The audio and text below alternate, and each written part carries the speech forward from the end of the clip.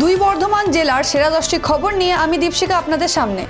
মঙ্গলবার সকালে new town eco পার্কে প্রাতঃভ্রমণে এসে দিলীপ ঘোষ মুখ্যমন্ত্রীকে কটাক্ষ করে জানান, মমতা ব্যানার্জি এবং তার লোকেরা এসব জায়গায় গিয়ে শুধু ছবি তোলেন ও সুযোগ নেওয়ার চেষ্টা করেন। দেশে কোথাও কোনো অ্যাক্সিডেন্ট হলেও দেখা যায় না বাংলার লোক মরেছে। তিনি নাকি প্রধানমন্ত্রী হবেন। মুখ্যমন্ত্রী হয়ে বাংলাকে যা করে দিয়েছেন, প্রধানমন্ত্রী হলে কি অবস্থা হবে। পানাগড় স্টেশন সংলগ্ন হনুমান মন্দিরের প্রতিষ্ঠা দিবস উপলক্ষে মঙ্গলবার সকালে মন্দির প্রাঙ্গণ থেকে কয়েকশো মহিলা নিয়ে কলস যাত্রা অনুষ্ঠিত হয়। কলস যাত্রা মন্দির থেকে শুরু হয়ে পানাগড় বাজারে হয়ে পানাগড়ের রেল পুকুরে জল নিয়ে ফের মন্দির প্রাঙ্গণে এসে শেষ হয়। পুজোর পাশাপাশি মন্দির প্রাঙ্গণে নারায়ণ সেবার পাশাপাশি ধর্মীয় অনুষ্ঠানের আয়োজন করা হয়েছে। বড়শুল থেকে শক্তিগড় স্টেশন যাওয়ার পথে আন্ডারপাস পার হওয়ার সময় শক্তিগড় বর্ধমান থেকে কলকাতামুখী এক জল ট্যাঙ্কার একটি বাসকে ধাক্কা মারে।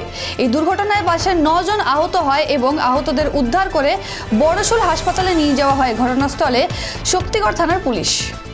মঙ্গলবার পানাগড় বাজারের একটি রাষ্ট্রায়ত্ত ব্যাংকের পিছনে অগ্নিকাণ্ডের ঘটনায় চাঞ্চল্য ছড়ায় পানাগড় বাজারে। ঘটনাস্থলে দমকলের একটি ইঞ্জিন পৌঁছে আগুন নিভায় এবং কিভাবে আগুন লেগেছিল তার সঠিক কারণ জানা যায়নি।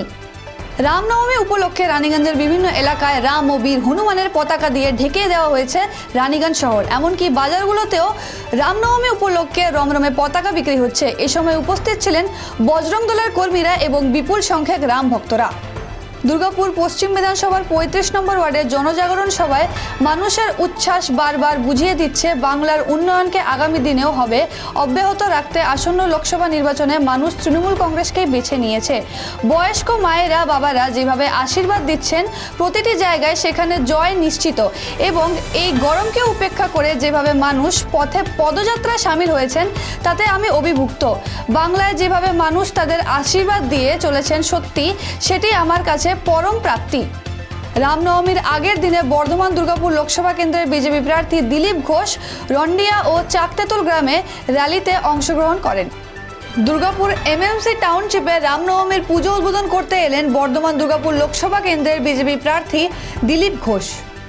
রানীগঞ্জের 91 নম্বর ওয়ার্ডের গির্জাপাড়ায় অনুষ্ঠিত হলো শীতলা মায়ের পুজো।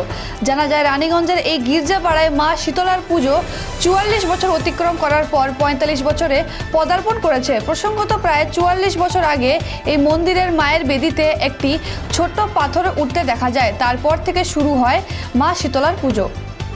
বিজেপি নেতার মাথা ফাটিয়ে দেওয়ার অভিযোগ, মারধর করা হলো বিজেপি নেতার ভাইকে। ঘটনায় ব্যাপক উত্তেজনা ছড়িয়ে পড়ে অন্ডালের কাজরা এলাকায়। অভিযোগের তীর স্থানীয় এক তৃণমূল কর্মী ও তার দলবলের বিরুদ্ধে, যদিও ভিত্তিহীন অভিযোগ বলেছে তৃণমূল নেতৃত্ব।